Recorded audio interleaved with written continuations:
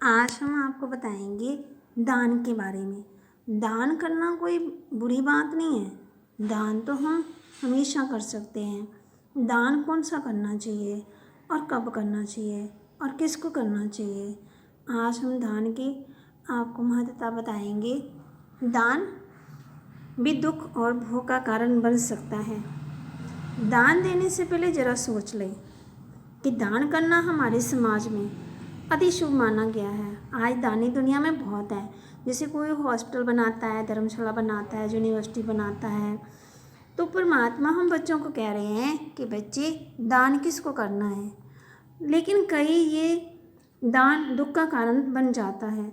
हमारे आसपास ऐसे कई व्यक्ति हैं जो कि ज़्यादा दान या ज़्यादा धर्म में लीन रहते हैं, फिर भी कष्ट उनका व उनके परिवार का पीछा नहीं छोड़ता। तब हम अपने को कितनी धैर्यता स्वरूप और ये कह दे संतोष करते हैं, अपने मन को संतोष देते हैं कि भगवान शायद हमारी परीक्षा ले रहा है। अरे भाई, भगवान तुम्हारी परीक्षा नहीं ले रहा है, बल्कि वो तो तुम्हारे कर्मों का फल तुम्हें दे रहा है। बहुत दान धर्म करने के बाद भी सुख नहीं मिलता, क्योंकि तुम्हारे द्वारा दिया दान ही दुख का कारण बन जाता है। कैसे? तो दान कौन सा करना चाहिए। आज किसी को आप दान कर रहे हो, कल को वो शराब पी ले, जुआ खेल ले, तो दुख ही हुआ है ना। एक समय की बात है, आपको एक छोटी सी कहानी बताते हैं। एक बार एक गरीब आदमी एक सेठ के पास जाता है और भोजन के लिए सहायता मांगता है। सेठ बहुत धर्मात्मा होता है, तो उसे पैसे देता है।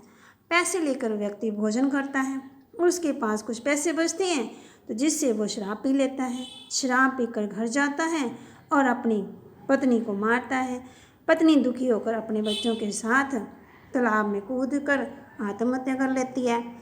तो कुछ समय के बाद उस शेर की भी कोई रोग लग जाता है, तो उसकी मृत्यु हो जाती है। तो मरने के बाद सेठ सब जब ऊपर जाता है, तब धर्मराज बोलते हैं कि इसको नरक में दे भेज दो। सेठ जी सुनकर बहुत जमराज से कहता है कि आपसे गलती हुई है, मैंने तो कभी कोई पाप किया ही नहीं है, मैंने तो दान पुण्य बहुत किया है, मैंने तो परमात्मा को बहुत याद किया है, बल्कि जबकि कोई मेरे पास आया मैंने उसकी हमेशा मदद की, इसलिए मुझे एक बार भगवान से मिला दो। तब जमराज जी उसे बोलते हैं कि हमारे यहाँ तो गलती की कोई संभावना ही नहीं है, गलतियाँ तो तुम लोग ही करते हो। पर सेठ के बहुत कहने पर जमराज उसे भगवान के पास कर ले गए, पेश करते हैं। भगवान के सामने जाकर सेठ बोलता है, हे प्रभु जी, मैंने तो कोई पाप किया ही नहीं है, तो मुझे नरक में क्यों दिया जा रहा है। तब भगवान उसे उस गरीब व्यक्ति को पैसे देने वाली बात बताते हैं कि उस व्यक्ति की पत्नी और 2 बच्चों की जीव हत्या का कारण तू है। तू उसे पैसे ना देता तो वो शराब पीकर अपनी पत्नी को दुख नहीं देता, मारपीट नहीं करता, वो दुखी ना होती। सेठ बोलता, प्रभु मैंने तो एक गरीब को दान दिया और शास्त्रों में भी दान देने की बात लिखी है।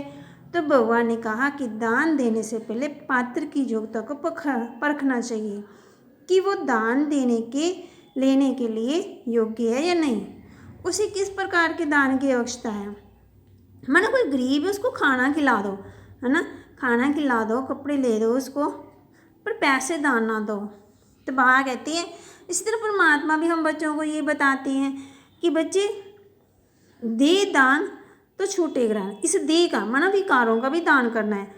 तो जमराज बताते हैं, तुमने धन देकर उसकी मदद क्यों की, तुम उसको भोजन भी करा सकते थे, और रही बात उसकी गरीबी की, तो उसे देना होता तो मैं भी दे देता, वो जिस योग्य था उतना मैंने उसे दिया। जब मैंने ही उसकी अयोग्यता के कारण उससे सब कुछ नहीं दिया, तो तुम्हें उसे क्या जरूरत थी धन देने की। तुम भोजन भी तो करवा सकते थे, और तुम्हारे दिए हुए धन दान के कारण 3 जीव हत्या हुई, और इन हत्याओं के पाप का फल अब तुम्हें भुगतना पड़ेगा।